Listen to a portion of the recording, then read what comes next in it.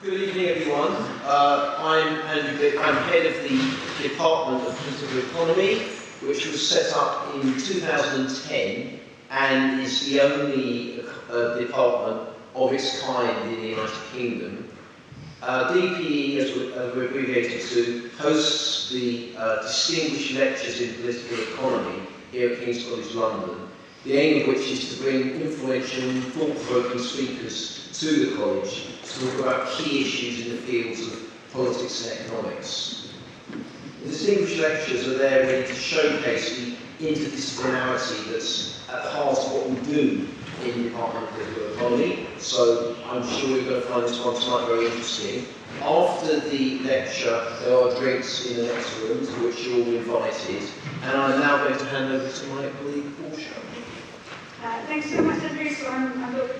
Rioting, also DPE, and we're very, very happy to have Professor Juliet Hooker with us today. Professor Hooker is Royce Family Professor of Teaching Excellence in Political Science at Brown University. She's a political theorist specializing in racial justice, Black political thought, Latin American political thought, democratic theory, and contemporary political theory. She's also written on racism and Afro-descendant and indigenous politics in Latin America. Before she came to Brown, she was a faculty member at the University of Texas at Austin. She's the author of a number of very impactful books, Theorizing Race in the Americas, Douglas, Sarmiento, Du Bois, and Vasconcelos. Also of Race and the Politics of Solidarity in 2009, and editor of Black and Indigenous Resistance in the Americas, from Multiculturalism to Racist Backlash. Theorizing Race in the Americas was awarded the American Political Science Association's 2018 Ralph Bunche Book Award for the best work in ethnic and cultural pluralism. It was also awarded the 2018 Best Book Award of the Race, Ethnicity and Politics section of the American Political Science Association. Professor Hooker's work has appeared in journals including Contemporary Political Theory, American Political Science Review, South Atlantic Quarterly, and the Journal of Latin American Studies. She's presenting today on Chapter 2 of her new book, Black White Grievance, The Politics of Loss, which was published last year by Princeton University Press. The title of her talk will be Black Protests in the United States, Democratic Sacrifice, Rioting, and Refusal. Professor Hooker will talk for around 45-50 minutes, then there'll be time for Q&A. Thank you so much, and let us welcome you to the video.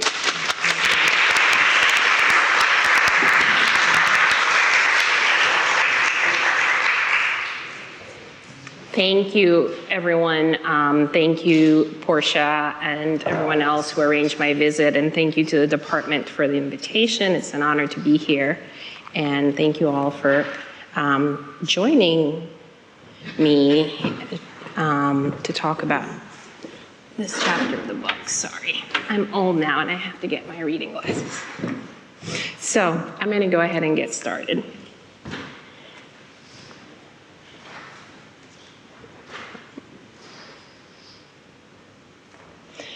The recent wave of campus protests calling for university divestment from Israel and an end to the war in Gaza have drawn comparisons to the protests for racial justice led by the Movement for Black Lives, sparked by the killing of George Floyd and Breonna Taylor by the police in 2020. For some, the connection is the identity of the protesters themselves. As one commentator noted, in the summer of 2020, millions of teenagers outraged by the police killing of George Floyd took to the streets of American towns and cities as part of the largest protest against police brutality in US history. Though years have passed, that energy has not entirely dissipated. Many of the young people who protested in 2020 are now college students campaigning for the US to withdraw its support for Israel's war in Gaza, end quote. Others have drawn the connection in terms of the violent police response that administrators have been quick to deploy against overwhelmingly peaceful protesters. In New York City, for example, where the NYPD arrested and dispersed hundreds of pro-Palestine demonstrators on and off campus, the tactics used in some cases appear to violate the terms of the settlement reached by New York City in a class action lawsuit that accused the NYPD of using unlawful tactics against protesters during the summer of 2020.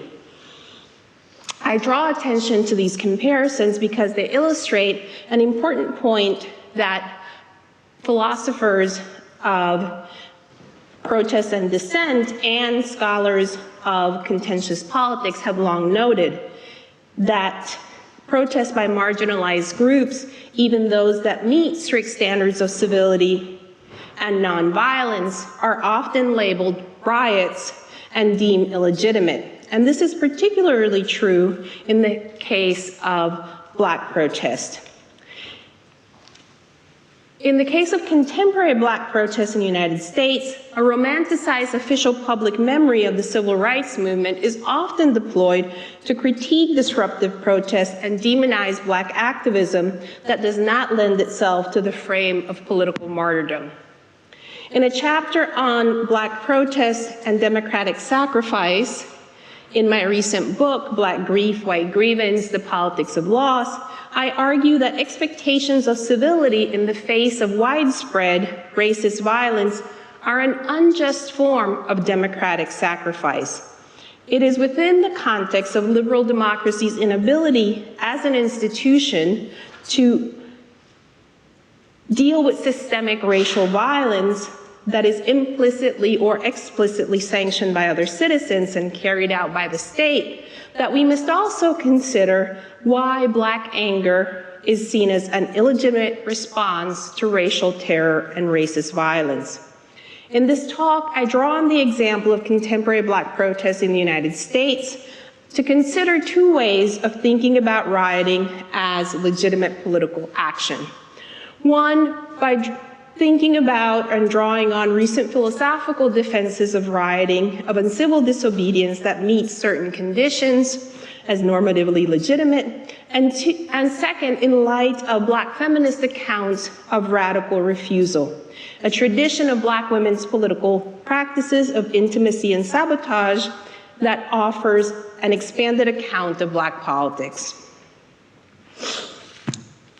So I turn now to questions of democratic sacrifice.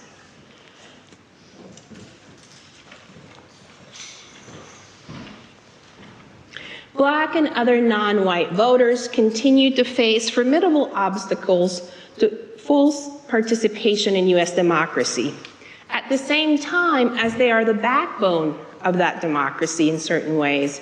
Despite systematic disenfranchisement and blatant voter suppression targeted at minority voters via restrictive voter ID laws, purging of voter rolls, and so on, Black women in particular continue to be some of the country's most engaged and reliable voters.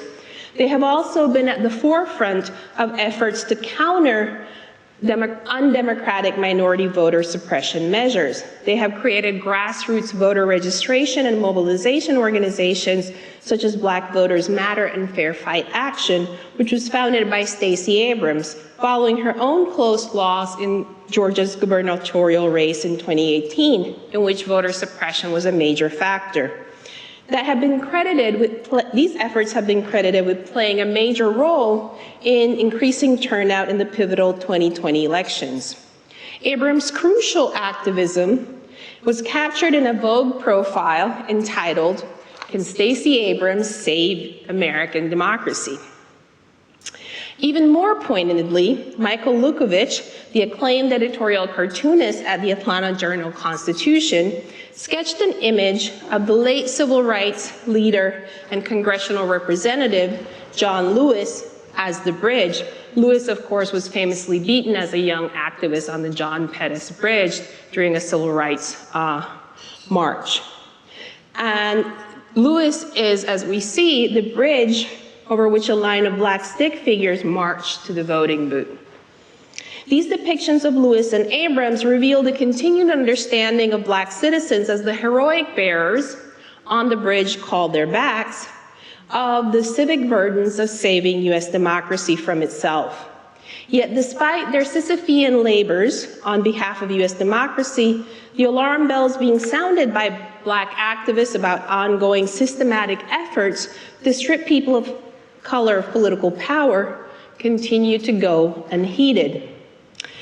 Even more egregious examples of how Black loss is understood only in terms of political activism, and of how that activism is itself consistently framed as democratic martyrdom, are the statements issued by local and national politicians in reacting to the guilty verdict, a rarity, against the white police officer who knelt on George Floyd's neck for 9 agonizing minutes. Quote, "George Floyd came to Minneapolis to better his life, but ultimately his life will have bettered our city," tweeted Minneapolis Mayor Jacob Frey.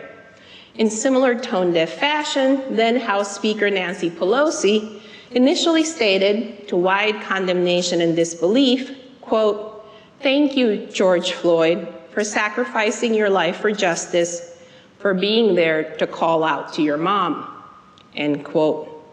It should not, but apparently does, require saying that Floyd was not an activist. He was not a willing political martyr in the cause of US racial progress. He was a Black person killed, in the words of prison and police abolitionist Mariam Kaba, because a police officer pressing his knee into a Black man's neck until he dies is the logical result of policing in America. Floyd's death was not an exemplary democratic sacrifice, but it could be understood in this way because unjust democratic sacrifice by subordinated racial groups has been transmuted into democratic exemplarity by many contemporary democratic theorists. A key element of this has been the reduction of a long history of Black activism to a specific version of the civil rights movement of the 1960s that then sets the terms for what are considered legitimate forms of Black politics. And I should say, for example, if you look at Rawls's account of what counts as legitimate civil disobedience, that his primary example is the civil rights movement in the 1960s. Danielle Allen, for example, has argued that democratic politics is characterized by loss, and that as a result, one of the central tasks facing democracies is the challenge of managing the experience of loss. Drawing on the Aristotelian formulation of politics as the practice of ruling and being ruled in turn, Allen suggests that democracy imbues citizens with the desire to be sovereigns, but their experience is more often one of frustrated agency. Because citizens have conflicting preferences, all political decisions inevitably generate winners and losers. And one therefore has to learn to reconcile oneself with the experience of losing in democracy. This creates a challenge for democracies because they, she argues, inspire in citizens an aspiration to rule and yet require them constantly to live with the fact that they don't. Democracies have to find methods to help citizens deal with the conflict between their politically inspired desires for total agency and the frustrating reality of their experience, Allen argues. According to democratic theory, the losses experienced by citizens are justified because they befall them arbitrarily.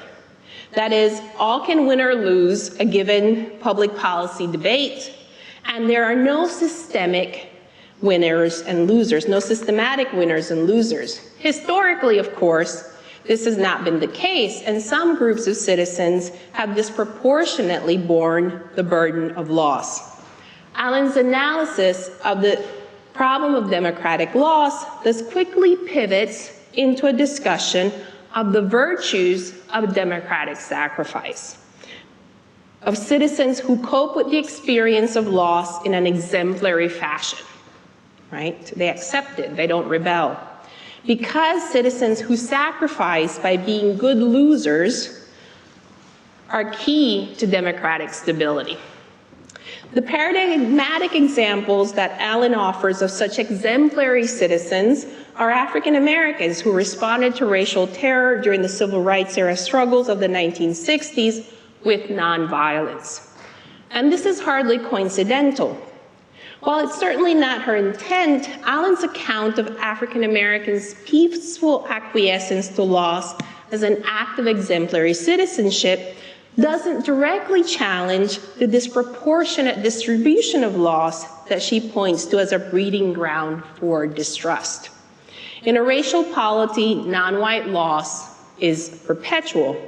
In such a context, peaceful acquiescence to loss by subordinated groups cannot be lauded as political maturity. Instead, it's important to recognize how this might morph into something more akin to a demand for resignation. Allen suggests that democratic sacrifice is an obligation that's shared equally by all citizens, right? She's not endorsing the racial distribution of loss. She argues that sacrifice is both a central political virtue and an enabling condition of democracy. Of all the rituals of democracy, sacrifice is preeminent. No democratic citizen, adult or child, escapes the necessity of losing out at some point in a public decision. And because public decisions will rarely benefit all citizens equally, right? Some will gain more, others less. Those citizens who benefit less who nonetheless accede to those decisions preserve the stability of political institutions. Their sacrifice makes collective democratic action possible. The hard truth of democracy, she says, is that some citizens are always giving things up for others. For such sacrifices to be legitimate, however, they must be evenly distributed. Allen is clear that historically US democracy has dealt with the inevitable fact of loss in politics by unevenly distributing the burden of sacrifice. In the US polity, the paradoxical fact that most democratic citizens are, at the end of the day, relatively powerless sovereigns was resolved, she argued, via the two-pronged citizenship of domination and acquiescence, which assigned to one group all the work of being sovereign, and to another group most of the work of accepting the significant losses that kept the polity stable. The political loss endemic to democracy, in other words, has historically been managed in the United States via white supremacy, insulating white citizens from loss and the experience of disempowerment, at least vis-a-vis the experiences of other subordinated fellow citizens. Allen recognizes that this approach to managing the problem of political loss is a breeding ground of distrust. She suggests in response that democratic sacrifice, in order to be legitimate, must meet certain conditions. It must be made voluntarily, it must be equally shared, that is, it cannot routinely be expected of the same group of citizens, and it needs to be honored by those citizens who are its beneficiaries. But what are the dangers of this understanding of democratic loss and political virtue for those that have been the paradigmatic losers in US democracy, who have already disproportionately shouldered the burden of sacrifice? What is the price of such acquiescence for the struggle to achieve racial justice? Is this a self-defeating form of political heroism? One of the questions raised by the notion of Black sacrifice as political exemplarity is the implied ranking of competing political goods. In other words, in Allen's account, democratic citizenship demands of racially subordinated groups that they pursue political projects aimed at making the entire political community more just and free. But it's important to consider whether fulfilling such obligations could come at the expense of their own interests and claims to justice. Moreover, at what point does it become unjust, or indeed undemocratic, to expect citizens to continue to peacefully acquiesce to repeated political losses? Does asymmetric democratic vulnerability not become political martyrdom at some point? Some of the dangers with this account come clearly into focus when we consider how a sanitized version of previous eras of activism is often deployed to discipline contemporary protest movements and to portray them as illegitimate. One of the most common critiques of the Black Lives Matter protests in the United States, for example, by both white and some Black commentators, was their failure to emulate the political exemplarity of the civil rights movement of the 1960s. Black Lives Matter protesters were critiqued for failing to follow the disciplined adherence to nonviolence now attributed to earlier anti-racist struggles, for not embodying Black respectability, for not adopting a visible hierarchical leadership structure, for not formulating clear policy goals, and so on. On this reading, white public opinion did not become uniformly mobilized in support of the Black Lives Matter protests against police violence because of the failures of the protesters to make visible to a white audience the reality of an unjust criminal justice system via the willing sacrifice of their innocent, non-resisting bodies to racial violence. And this image is an image that went viral from a protest in Louisiana, and it's one of the, it captures some of this expectation of what Black Lives Matter protesters should have been doing, right? They should have been showing themselves as the victims who are facing overwhelming state violence and doing nothing but standing there in a sundress in return, rather than, let's say, rioting or whatever else they were accused of doing. As media scholar Sarah Jackson has argued, it is precisely the framing of current protests in contrast to a nostalgic and sanitized collective memory of the civil rights movement that has bound representation of today's activism from the start. Indeed, a false romantic narrative of the civil rights movement of the 1960s has resulted in a teleological account of racial progress and the perfectibility of US democracy that constrains what Black activism can and should be in the political imagination of the polity. According to what we might call the perfectibility of US democracy thesis, political relations among citizens are constantly moving in a more egalitarian direction, and gradual progress toward racial justice is therefore inevitable and natural. President Obama symbolically invoked this idea in his second inauguration when he swore the oath of office on MLK's Bible, Martin Luther King's Bible, and described his election as a step in the country's gradual but inexorable progress toward the creation of a more perfect union. This teleological account of US race relations is especially evident in what political theorist Brandon Terry has persuasively characterized as the romantic narrative of the civil rights movement that predominates in public memory. Terry suggests that political theorists need to pay more attention to how the particular historical narratives they adopt serve specific philosophical ends. This is especially true of the civil rights movement of the 1960s because the historiography, the romantic narrative that dominates the historiography of this moment of victorious Black protest reinforces a distorted view of both US racism and Black politics. Because romance as a genre involves the idea of movement toward a telos or goal, right? You're gonna get the girl or the guy, and you're gonna come together. Terry argues that to implot the civil rights movement in this way is to portray it as the culmination of the country's inevitable march towards racial equality. A reading of US history that in turn renders racism as epiphenomenal to US democracy. According to Terry, this romantic narrative tends to downplay the more radical aspects of the civil rights movement and to erase the fact that there was significant disagreement among activists at the time about how best to pursue racial justice, the efficacy of nonviolence, the primacy of issues of political and legal inclusion versus economic redistribution, and so on. This narrow conception of the civil rights movement functions to foreclose other, possibly more radical forms of Black politics and preemptively delegitimizes them.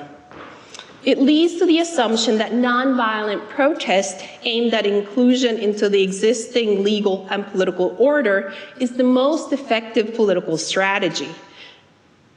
Black political action that doesn't follow this script of the romantic narrative of the civil rights movement with its implicit expectation of democratic sacrifice then comes to be viewed as illegitimate and ineffective.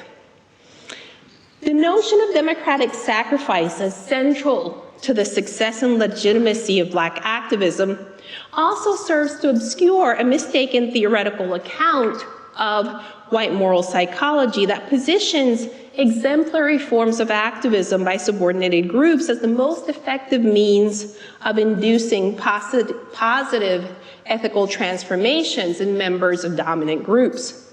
In the case of Black activism in the US, peaceful acquiescence to racist violence is viewed as an exemplary act of citizenship because of the assumed capacity of this act of democratic sacrifice to sway the moral orientations of members of the dominant racial group, who upon observing such naked displays of violence will be shamed into renouncing racial injustice, right? So everyone who sees this image will see the police as the aggressors and the violent ones rather than the protesters.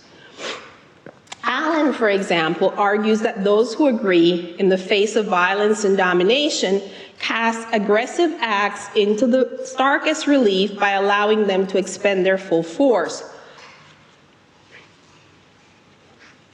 Those who are agreeable in this way show violent citizens for what they are and force witnesses of the spectacle to make a choice about whether to embrace or disavow the violence.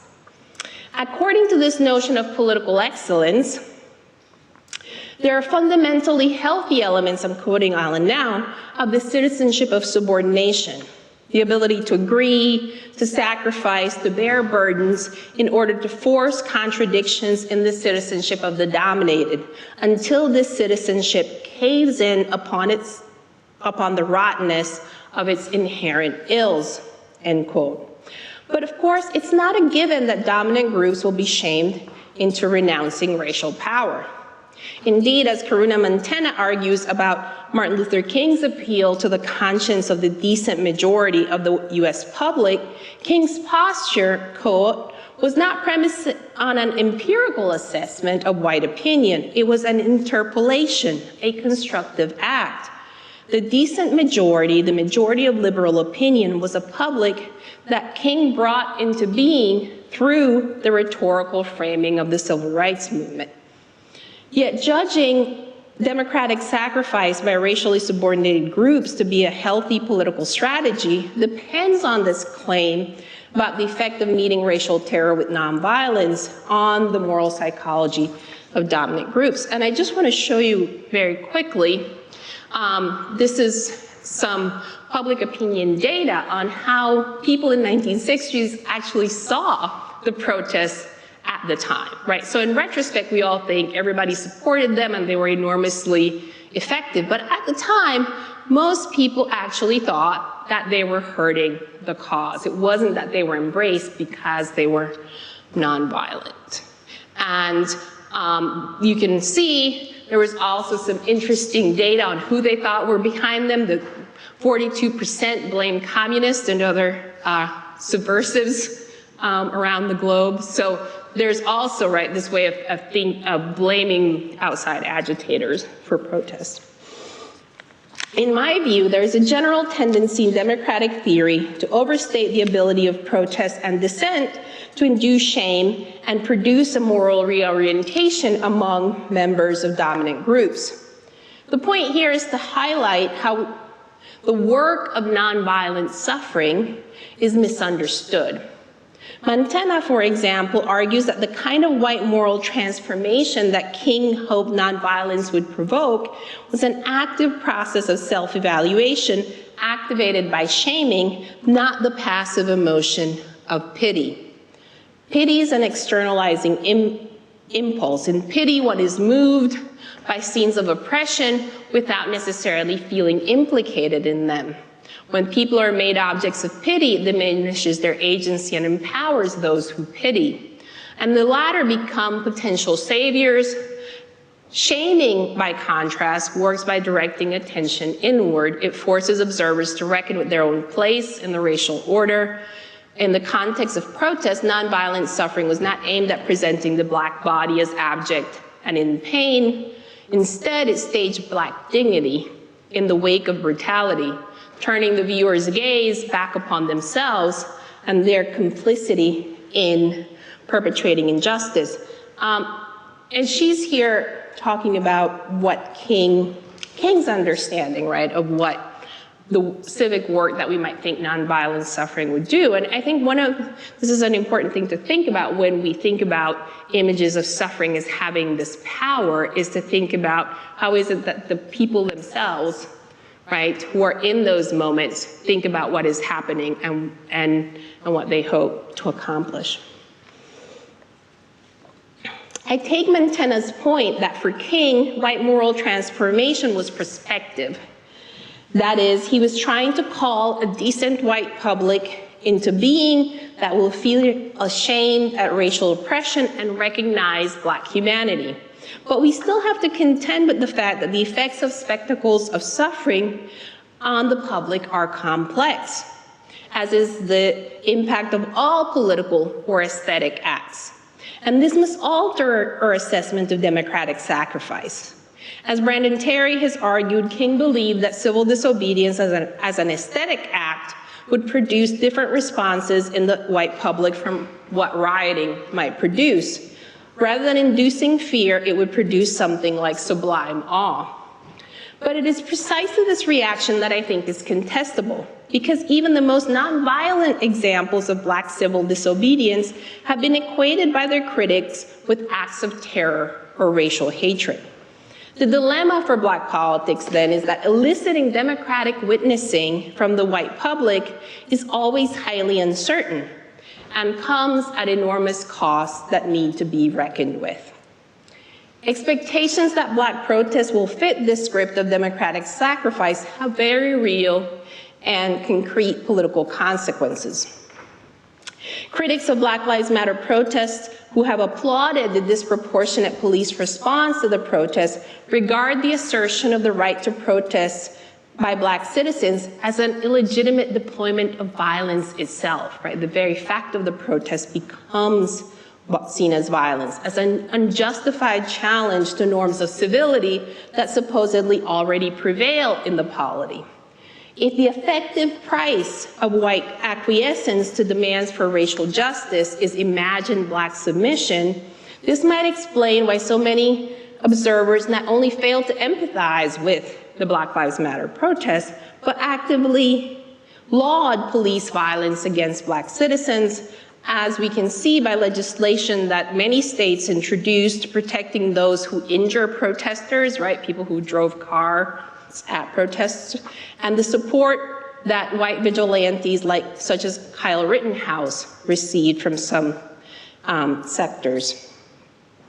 In the tragic political trap created by the transmutation of Black sacrifice into democratic exemplarity, there's very little room for Black persons to enact the politics of defiance of their expected status as peaceful democratic losers.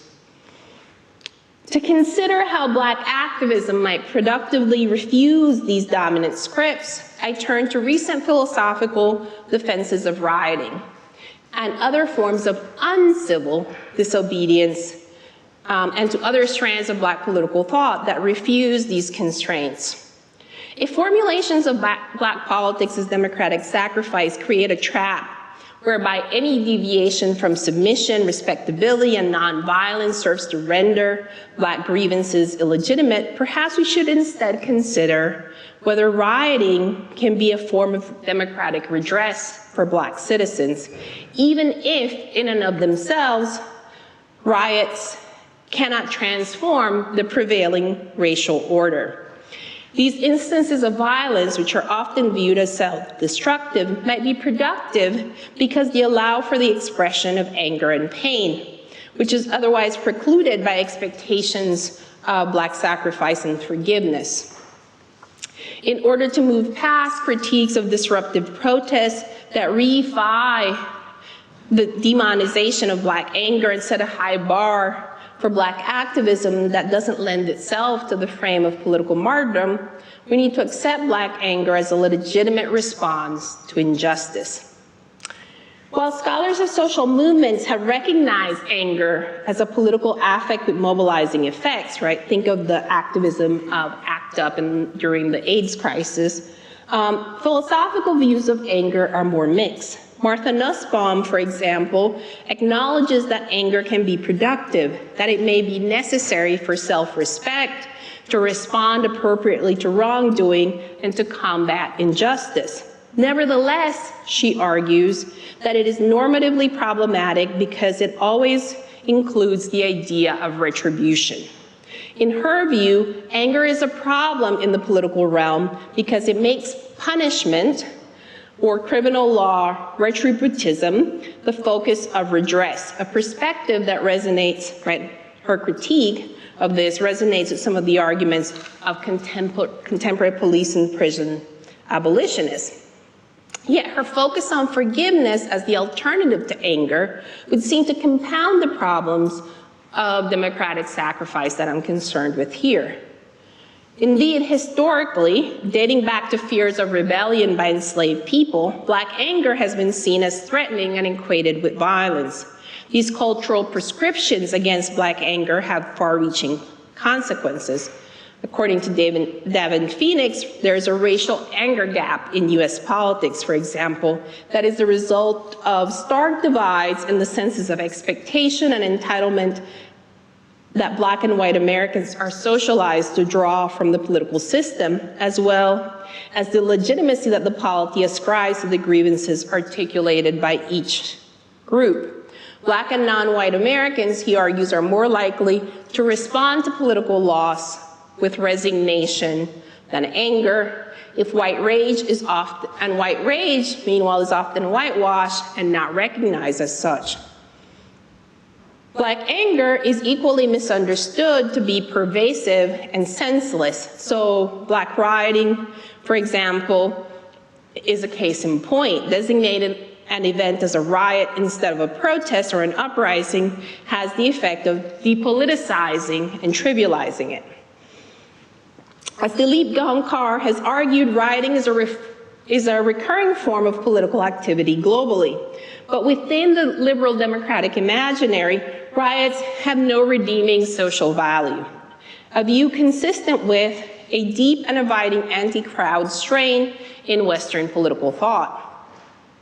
Yet riots recur, and the fact that they do tell us something about the lack of legitimacy and the unfairness of the political orders in which they take place. For example, the events in Baltimore in 2015 echoed those of 1968, over whose meaning there was a similar tug of war. For many outside onlookers, the violence in the wake of Freddie Gray's killing was self-destructive behavior that placed added burdens on the local community by making necessary goods scarce, for example, and using the term uprising for others was an attempt to endow with political meaning random violence directed at innocent targets such as retail establishments. For participants, so-called rioting performed a certain kind of civic work. It provided an outlet for responses to the losses that they had suffered that they weren't able to express in public. As one participant in the 1968 uprising explained, quote, "I felt at that point that people had such grief and sense of loss and anger that they had to express it somehow," end quote. It's important to note here that this account of rioting centers the implications and effects for participants and their communities of these political activities. It's not contingent on how their actions might be interpreted by the broader public. Likewise, critiques of rioting that focus only on the taking or destruction of property situate property rather than the injustice that prompted the mobilization in the first place as the most important loss. They also set aside the potential anti-capitalist dimensions of rioting or looting, particularly in the context of long-standing racial expropriation. And they also overlook the fact that white rioting, for example, as in the Tulsa Race Massacre and looting of Black Wall Street in 1921, was in fact a method through which that expropriation occurred.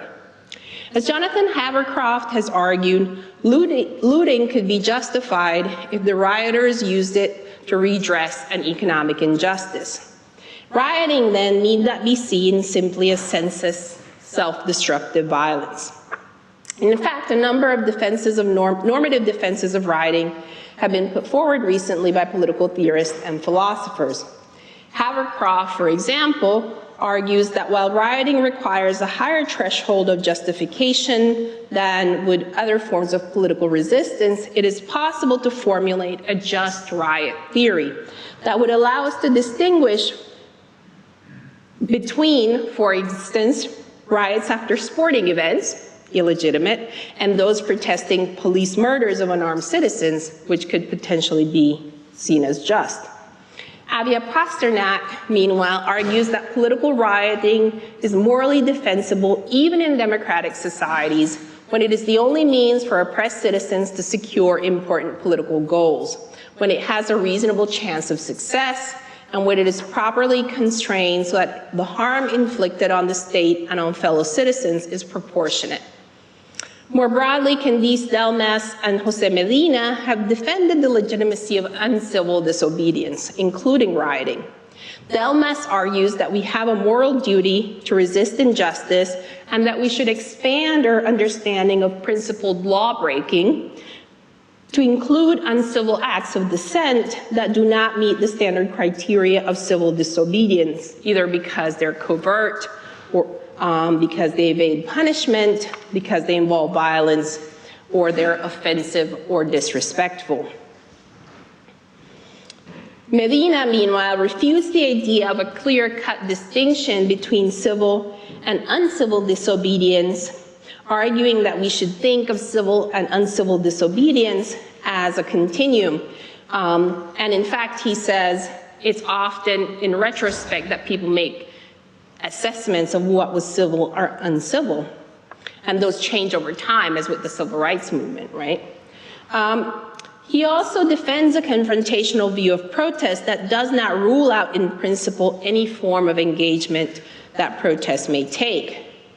Black rioting meets most, if not all, of the criteria set out in these normative defenses of rioting and uncivil disobedience.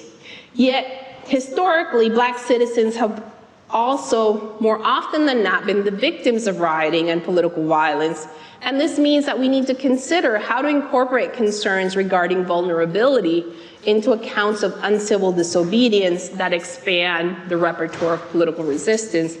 And what I mean by this is right, if there's some people who are always seen as rioting no matter what they do, and therefore subject to a kind of harsh policing, to endorse rioting as a political tactic would be potentially to make those people even more vulnerable. So the claim I'm making here is more limited than these philosophical defenses of rioting. It's that riots, for lack of a better term, might constitute a form of democratic redress for African Americans. This is not because they're a solution to structural problems and institutionalized injustices, but because they allow Black citizens to express their pain and make their losses visible to each other. This is especially important in a racial order that allows little room for Black anger or responses other than peaceful acquiescence to compounding loss. Congresswoman Maxine Waters recognized this in 1992 when she refused to condemn those among her constituents who took to the streets of Los Angeles to protest, sometimes violently, the acquittal of the police officers that had brutally beaten Rodney King. She described the events as an insurrection rather than a riot and pointedly refused, quote, to tell people to go inside, to be peaceful, that they have to accept the verdict. I accept the responsibility of asking people not to endanger their lives. I am not asking people not to be angry. I am angry and I have a right to that anger, and the people out there have a right to that anger, she said. Waters' refusal to condemn violent Black dissent draws our attention to the fact that Black politics has been uniquely constrained by expectations of democratic civility. If rioting can be seen as a form of redress for Black citizens, it is important to be clear about what I mean by redress in this context. I use the term redress rather than repair here to signal my critique of the dynamic whereby Black politics is viewed primarily in terms of its potential to solve the problems of white democracy. My understanding of how rioting could function as redress corresponds to Margaret Urban Walker's argument that what is powerfully at stake in reparations claims is moral vulnerability. She argues that for the victims of wrongdoing, this means having the standing to call wrongdoers into account and to have their claims heard and affirmed by the broader community. In the absence of legal accountability, I'm arguing that rioting can be a means of asserting this sense of moral standing. As she observes, it is obvious in many cases that what has been lost can never be returned or compensated. No one knows this better than the victims. So what I am arguing then is that rioting can be an assertion of this demand. And we see this in a moment in the late 1960s that MLK writes about in his last written work, Where Do We Go From Here?, where he meets with young people who had just been rioting in Watts in California. And, and MLK sees this as kind of nihilistic violence. And he's talking to them and they say to him, we won, and he doesn't understand. But in light of Margaret Urban Walker's claims about this assertion of moral dignity, we can see how they could have viewed their actions in this way. So I turn now to Refusal, because there are resources in Black political thought that can allow us to develop an account of more radical Black political subjectivities that move beyond democratic sacrifice. Since the earliest moments of the tradition, Black thinkers have grappled with the problem that the struggle for Black life and freedom often requires acting outside the strictly legal, beginning with those fugitive slaves who gained their freedom by committing the act of stealing themselves. As a result, Black thinkers tend to have a more capacious account of dissent than, for example, the sharp distinction between civil and uncivil disobedience that we find in liberal philosophical defenses of legitimate forms of protest. Strands of Black political thought that map a politics of refusal enable us to conceive and enact these more radical democratic subjectivities. In the 1960s, for example, Black power intellectuals defended both Black anger and rioting. Black feminist account of radical refusal in particular point to other forms of politics that Black people might productively enact in the face of racial violence. Black women's radical practices of intimacy and sabotage in the context of segregation and incarceration in the early 20th century act as an antidote to narrow romanticized accounts of legible Black protests. As historian Sarah Haley explains, quote, sabotage is not about success or triumph against systematic violence and dispossession. Instead, it is about the practice of life, living, disruption, rupture, and imagined futures. It is about the development of epistemologies of justice and collectivity. Black women's practices of radical refusal can serve as blueprints to freedom for contemporary Black politics in order to avoid the strategic dead ends produced by the enshrinement of a romantic narrative of the civil rights movement as an exemplary moment when racial progress was achieved via political activism that fully acquiesced to liberal democratic norms. Yet it could be argued that a politics centered on refusal has democratic costs, because it is a turning away from the collective power required to transform institutions. In the case of Black politics, however, the problem has not been a lack of investment in democracy, so much as the subordination of Black freedom to the parasitic shoring up of white democracy.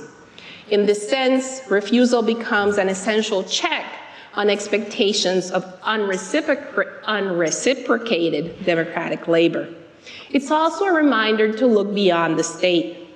How do you engage a state that is trying to kill you, or is at best indifferent to whether you live or die?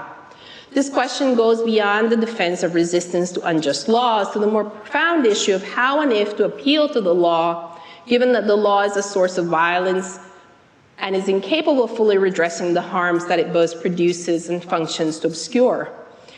Already in 1967, for example, King observed that the great legislative and legal victories of the civil rights movement had become dead letters, at the same time that the passage of the law itself is treated as the reality of the reform. 1 year later, the same activists who had successfully fought for the passage of the Voting Rights Act of 1965 were leading marches in the suburbs of Chicago amid a rain of rocks and bottles, amid burning automobiles, to the thunder of jeering thousands, many of them waving Nazi flags. Legal victories achieved at great cost and requiring enormous sacrifice were simultaneously greeted as if racial justice had been achieved, and were also almost immediately hollowed out by fierce backlash. In 1968, shortly after King's assassination and the uprisings that followed, Esquire interviewed James Baldwin and asked, it's Esquire, how can we get the Black people to cool it? And Baldwin says, it's not for us to cool it, Esquire, but aren't you the ones getting hurt the most? Baldwin, no, we're only the ones dying fastest. Esquire, so what? When we come to you with the question, how do we cool it? Are we asking, what does the Negro want? Baldwin, yes, you're asking me to help you save it. Esquire, save ourselves. Baldwin, yes, but you have to do that. Baldwin engages in various forms of refusal in this exchange. A refusal to disavow Black anger, a refusal to frame Black dissent in terms of how to save US democracy, and a refusal to absolve white citizens of the obligation to resist white supremacy themselves. Together, Baldwin's refusals and those of the Black feminists that I write about in the book point to a form of politics that moves beyond continued democratic sacrifice. Thank you very much.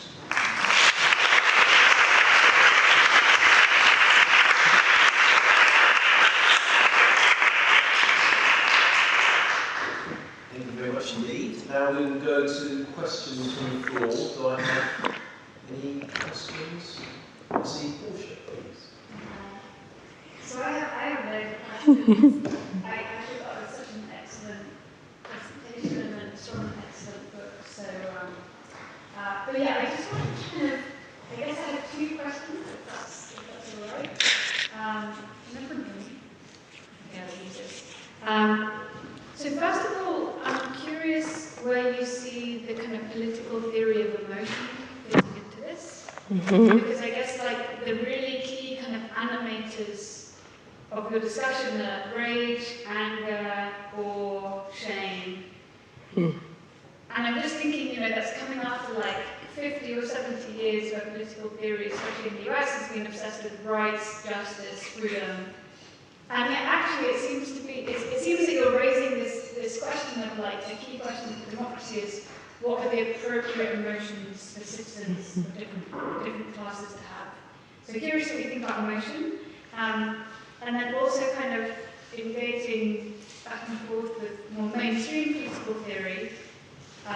So what do you make of the kind of Rawlsian or liberal egalitarian account of nonviolent civil disobedience? Do you think that's just a kind of misplaced blind spot, or do you think that that was doing kind of ideological work to kind of pigeonhole civil disobedience as having to conform to very narrow criteria for it to be legitimate? So yeah, thanks so much for the talk today. Yeah. Thank you for those excellent questions. Also, I forgot to say, I focused on one chapter in the book, and if any of you have questions about what the rest of the book is about, or the other arguments, please feel free to ask those. So absolutely, yes, on this question of the emphasis in the book on emotion, which was not something that I expected. I mean, I think I realized that I had to grapple with affect in trying to think about what I meant by loss, because I wasn't thinking about it only in terms of harm or injustice, but that it had these kind of effective dimensions that it was important to grapple with. And I think in some ways, there's two ways in which we might think about why emotion becomes so central to thinking about dissent in this context. And one of them, I think, is precisely because the focus on democracy and the focus on, let's say, rights or justice, I think so often ends up overlooking what the actual experience of struggle for that is, right? And so part of the impulse here was my, a certain frustration with democratic theorists who, to me, gave us this kind of romanticized picture of democracy as being about empowerment, which of course it is, but it's also, right, having to constantly struggle for your rights is also tiring, and also all of these other things. So part of it, I think, was about saying, if democracy is also about loss, that means there are also these negative emotions, not just these positive ones that people as citizens are having to contend with, and that political institutions are managing or not in some way. And so I had to find some way to talk about that. And so I do think that that there is an account, or a turn to thinking about emotion in this way, in part because of that. And the other,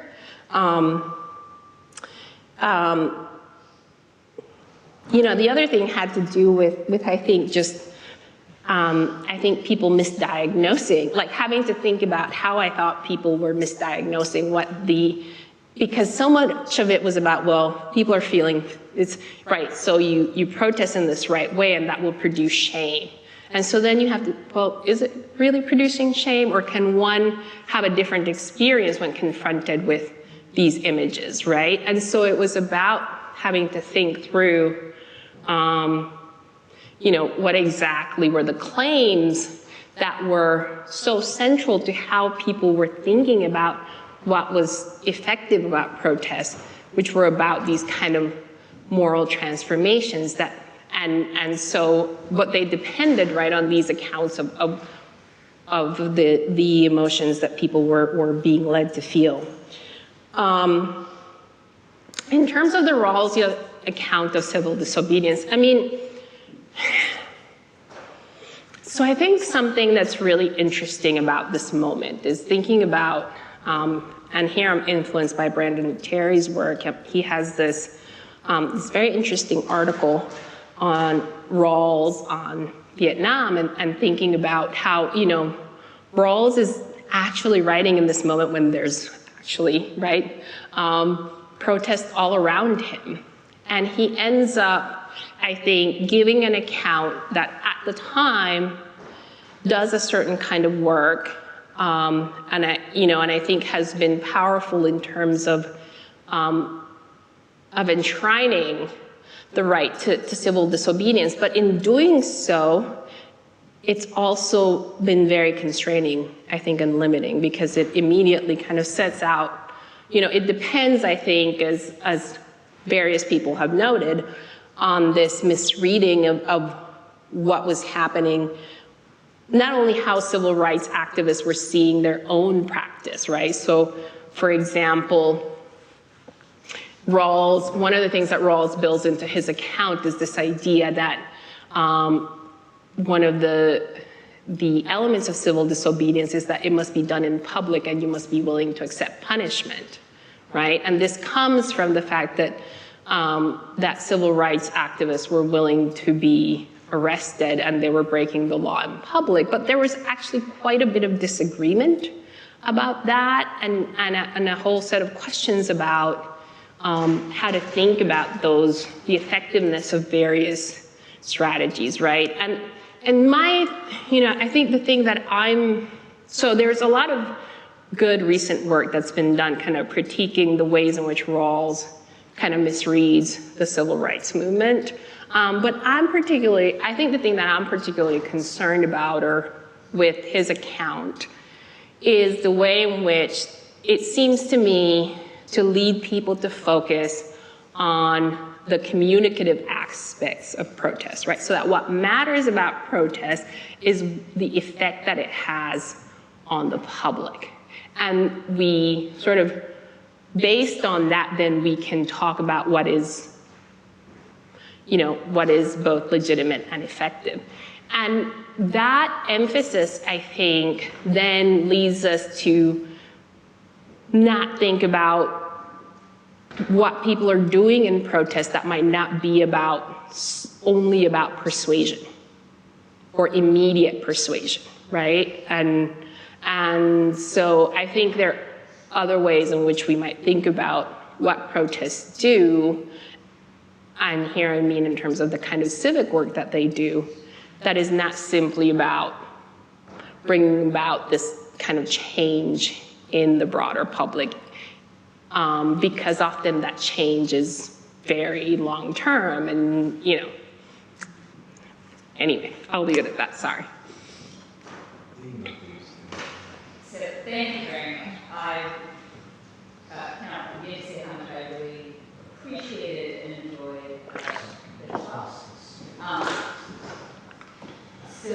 And when I'm very aware that we're speaking in a building where just outside there's a Palestine encampment, as somebody who is an alum of Columbia, I read a lot of the kind of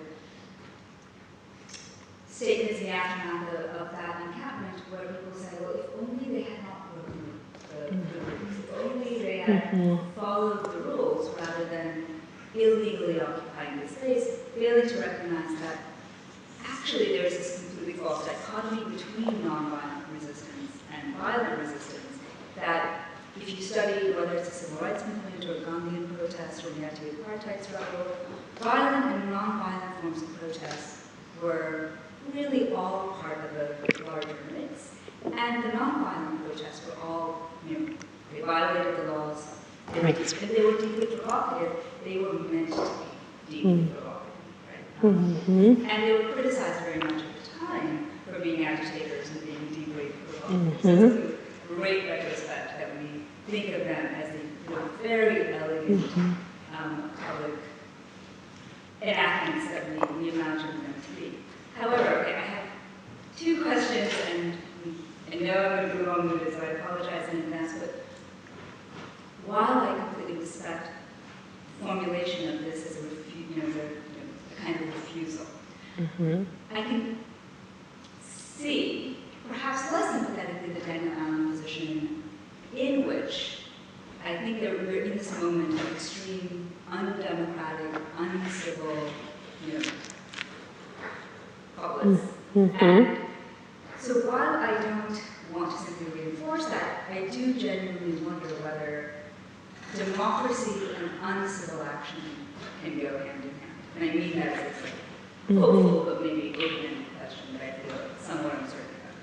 The other thing I want to ask is about the riot, where there are these various moments, a lot of the literature that I am familiar with in the citation context comes in the kind of after the emergency of the 1970s subaltern studies, where riots are seen as sites of political agency that both are outside of the state but address the violence of the state.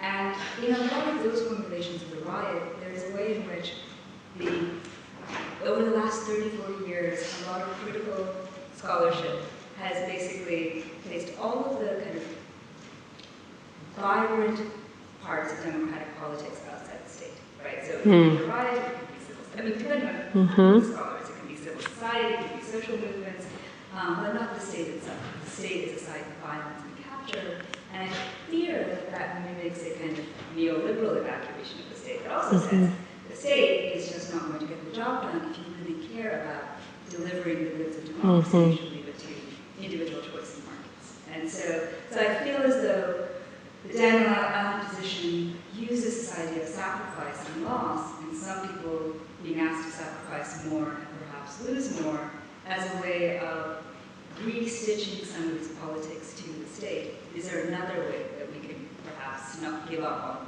on making demands of and to through the state? Yeah, thank you for those also excellent questions. So, I mean, I'm sympathetic to the worries about the current moment, or the idea, you know, the sort of questions about whether democracy and civility can go together.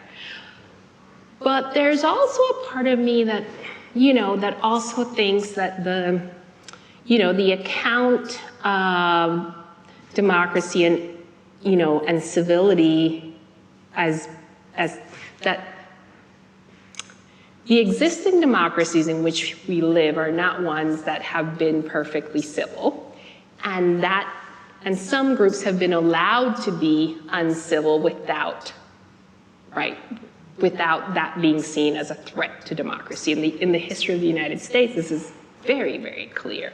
And in the current moment, it's also very clear, right? You have people actually calling for political violence on the right, and that being totally, in some parts of the, you know, by some, totally normalized. And on the one hand, you have peaceful protesters on campuses being accused of being violent and needing sort of very draconian, you know, police responses. So I think part of what I would say is, you know, is two things. One is that if we're going to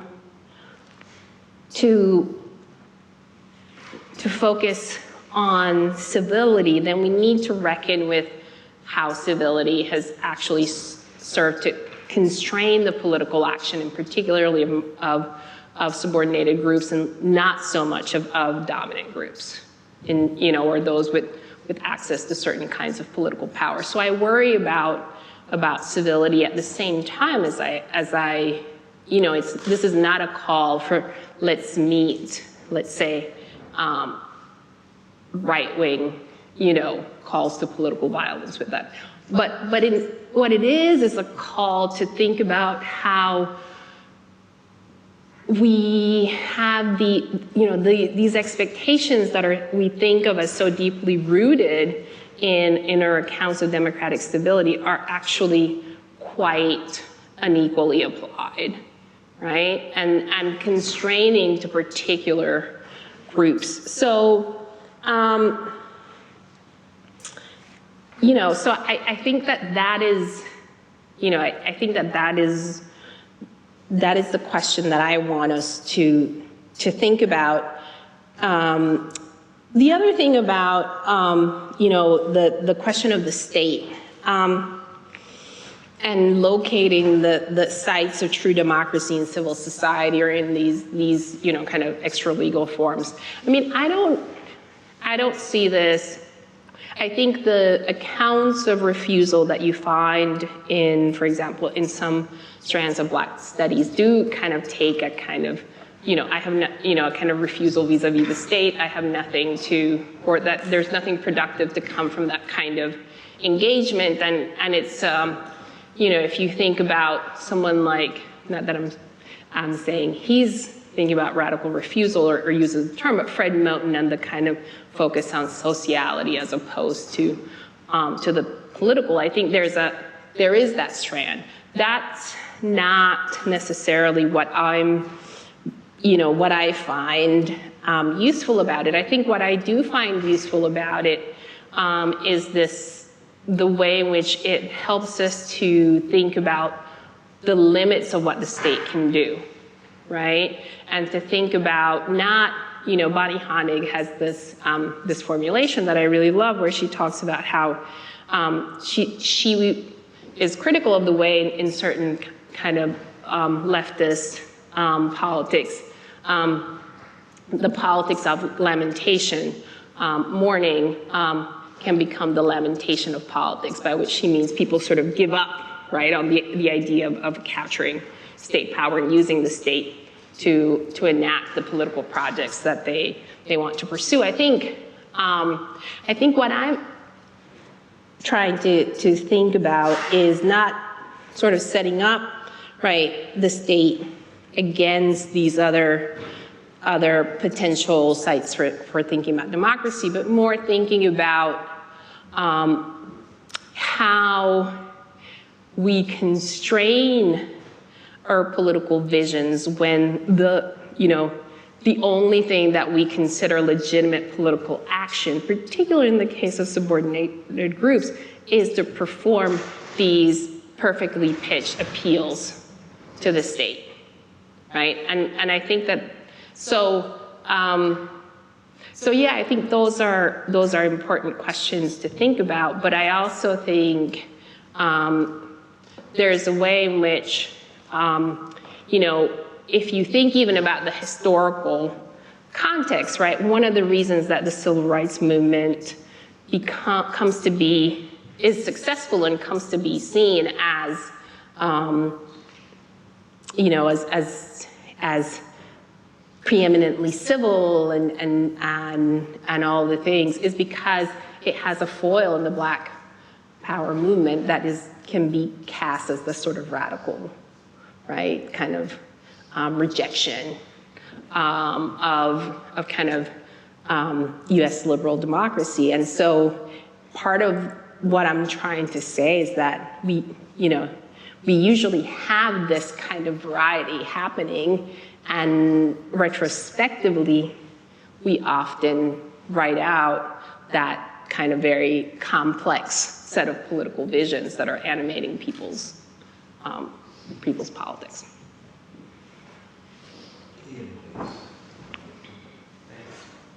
Yeah, I just had a question about what a riot is. Because I'm just thinking if this is actually really a useful term in discussing this kind of thing, because it seems like there's one question, which is about when in a democratic society is it legitimate to use violence either against people or against property, and another is who that is targeted towards. And then if you want to have even a third dimension, it could be if you have for the Black Lives Matter protests, which were overwhelmingly peaceful, but then you had kind of these things occurring because there was general disorder that was caused by the mostly peaceful protests, where you had some opportunistic kind of looting and these sorts of things. And so is that kind of collateral cost something that's acceptable for political expression? So to me, those seem all kind of different ideas, and I just wondered, what's actually the question? Because we can say rioting, where you're breaking into stores and destroying public property, or private property for kind of no real reason. To me, seems categorically different than an act of protest by the Columbia students breaking into the building. Yeah, no, absolutely right. So the folks who write about and who have the defenses of rioting, I think, absolutely make a distinction between something like the riots that happen after sporting events, right? Which you have after their school wins on college campuses in the U.S. You'll have people torching cars and a whole set of things, and those are obviously not, I think, not a legitimate use of violence. So there's definitely one set of questions, I think, for these folks about, you know, whether, as opposed to, let's say, a protest in which people don't remain completely nonviolent, right? In which they might respond to violence with violence, let's say, or they might engage in looting at some point. So for me, I mean, I turn to the term rioting because I think it is the term that people turn to discredit protests, right? So when people want to say a protest isn't legitimate, they often call it a riot, right? And so, and often the way that people respond, and this was true with the student protests, it's been true with the BLM protests, is to say, well, they were actually overwhelmingly peaceful. But I think and that is true, and I think we need to say that. But the problem is that even peaceful protests get called riots by people who want to delegitimize them, right? So, so part of the, you know, the project for me is a project of, okay, so we can, you know, we can turn to calling them uprisings, or we can embrace the term and think about, you know, what are the ways in which we might think about this kind of political activity as potentially legitimate or productive in the face of the particular conditions that I'm thinking about here. So that's why I actually keep the term rioting and try to think through with it, although, as I say, I'm not doing a full kind of normative defense of rioting or of the idea that there are just forms of rioting, as some of these folks certainly want to do. This is fascinating. I wanted to ask you if you could say more about you said some points when you were discussing some of the emotions and anger, and how this was actually a way for the protesters to speak to each other somehow, protesters. And that also made me think of thinking about the internal dynamics of the group itself, meaning not just the action that's against what they protest against, but the internal dynamics. And I'm thinking of that also thinking about the encampments and sort of the rules in the group itself, in terms of how they, you know, and how much, at least as, you know, some of the student movements in the US, you know, how much care they're putting into the kind of how they manage their internal organization. And the last comment just on this is, this also made me think a little bit of Karuna Mantana's argument about Gandhi, because I thought her argument, and I'm not familiar with the argument about MLK, but her argument Gandhi was that he was wanting nonviolence because there was some idea of the means determining the end, so like whatever means you do, like sort of determines the end. But some of that had to do with also like what means you use to kind of organize the group itself in terms of sort of, you know, in terms of their political engagement. And so somehow, how much those internal dynamics of the groups themselves sort of matter to the purpose that they're engaging in, how that fits in the picture you're giving. Yeah. So the piece that I'm citing is an essay by her on King that is in the African American Political Thought, a collected volume. So it's a series of an edited volume that has essays on various African American thinkers from the 19th and 20th century. And I think that one of the things that I think is interesting for thinking about nonviolence and the question of how figures like Gandhi or King have been flattened out in retrospect is that I think that they did think about it in actually much more complex ways than we give them credit for now, right? So, so to come back to the point about that nonviolence was not meant to be civil, right? It was not meant to keep people from feeling discomfort. It was not meant to keep, it was precisely in King's understanding about making the tension and violence that already existed visible. And to do that, you had to stage these confrontations, right? And so the idea of, I mean, I think unlike, I mean, I think King, there's both a kind of tactical reason for embracing nonviolence, which is that the violence, right, in that moment that you are unresisting and is going to be clearer than, let's say, if you were to defend yourself. But I think, you know, King is also, I think, inspired by a kind of Christian tradition that has, you know, an account of a certain kind of martyrdom at its center, right? And of the sort of power of this, of offering yourself up as a sacrifice, and how that can change the political community, right? That has a kind of, you know, there's a kind of political anthropology that runs through Christianity that I think very much informs King's understanding and his commitment to nonviolence.